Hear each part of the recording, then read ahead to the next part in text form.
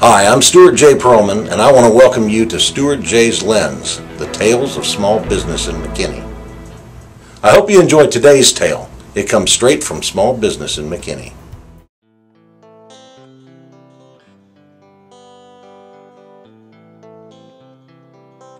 Tell me about Derek Scobie. How old are you? I'm 44. Oh, you're young. I don't know. Where are you from?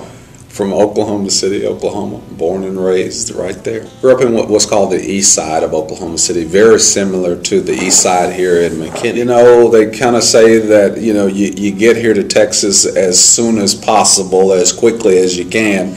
So I got here in March of 1996. Went to work at Leadership 4, and then I went to work at Huffines, and was with them for a couple of years before I was recruited out of the car business by Doug Parker, who's the CEO of the current company I'm with, which is RMCN Credit Services. I told him I would start a Bible study here at his company, actually in this room we're in right now.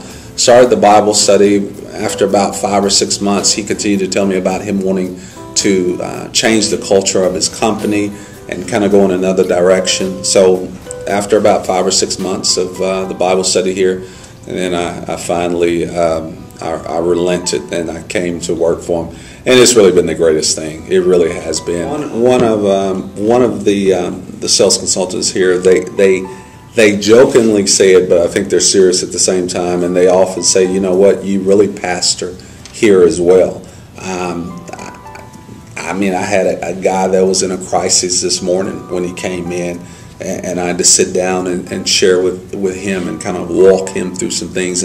And typically that takes place probably 3 times a week. Business-wise, there's going to be some business savvy that I bring to the table. But in addition to that, really would just be spiritual leadership. You know, to maybe some guys that really don't go to church on a regular basis, but they feel like they have someone that they can trust, that they can talk to, and that will give them really sound biblical counsel. Shortly after coming to work here, we planted our church, Restoration Family Church in McKinney. Here, Doug Parker, his wife Julie, they opened the doors of their company for us to begin. Actually, we began right here in this little room, 20 by 25 square feet. I grew up on welfare food stamps. Grew up in a real rough neighborhood, and my mom, she passed in 1993. You know, I was an adult at that time, but I had taken care of my mom for about 8 years. Years later, I met my wife, we were just dating, and she was a Christian, and she had witnessed to me, and we dated for some time, and we stopped dating. Probably being where I was in the same environment I grew up in was probably not the best place for me to be in. God brought me here to the Dallas Metroplex. I heard my pastor on the radio, Dr. George W. Pryor of New Birth Baptist Church. I went to that church, was baptized later on, and my life really changed. My wife and I, we got married in November of '96. We had some great days, but we had a lot of not so great days, because 4.5 years later, which was July 31st, 2001, I came home. All my wife, my kids, we'd had kids at that point, they were gone. She left. About 7 months later, we divorced. Praise be to God that we reconciled in 2004. And we remarried in 2005, and he's given us an awesome testimony of restoration. We've been able to counsel and minister to maybe hundreds of couples at this. So now the scripture tells me in Psalm 107:2, let the redeemed of the Lord say so, who's been redeemed from the hand of the enemy. We have been redeemed, so we just go ahead and tell our story. And that way it can be an encouragement to someone else to say what God did for us, He can most certainly do for you as well. You are one of the calmest people I've ever met in my life. How do you do that? Man, I'm telling you, it hadn't always been this way. And I thank God for my wife. She's helped me so much when I wasn't calm.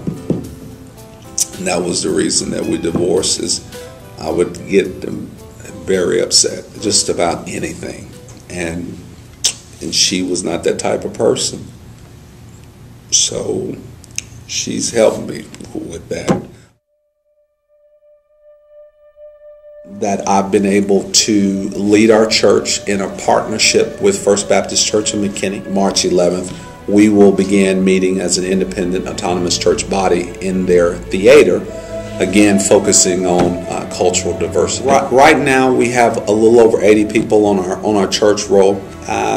Really feel like by the end of this year, that number is probably 200, 250. Our church is a church that, regardless if you're black, white, Asian, Hispanic, whatever, you can come to our church, feel the love, and not feel like that you're out of place because of the way your skin color looks. As a small church body, now we have all these things, because there's been a lot of people that have come and they've loved us. It's like, but oh man, don't have this or don't have that, for my children, Now all of those things are in place, because we will assimilate, integrate, if you will, on Sunday mornings and Wednesday nights into the ministries, the Bible studies, the classes that are in place. Really the infrastructure at First Baptist, we will integrate into that. But then on Sunday morning at 10:30, we will meet as an autonomous body in the theater.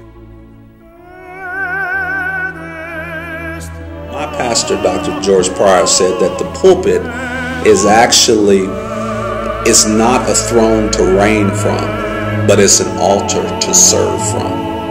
That's my heart, and I thank God for that. If you think you have a story to tell, send me an email.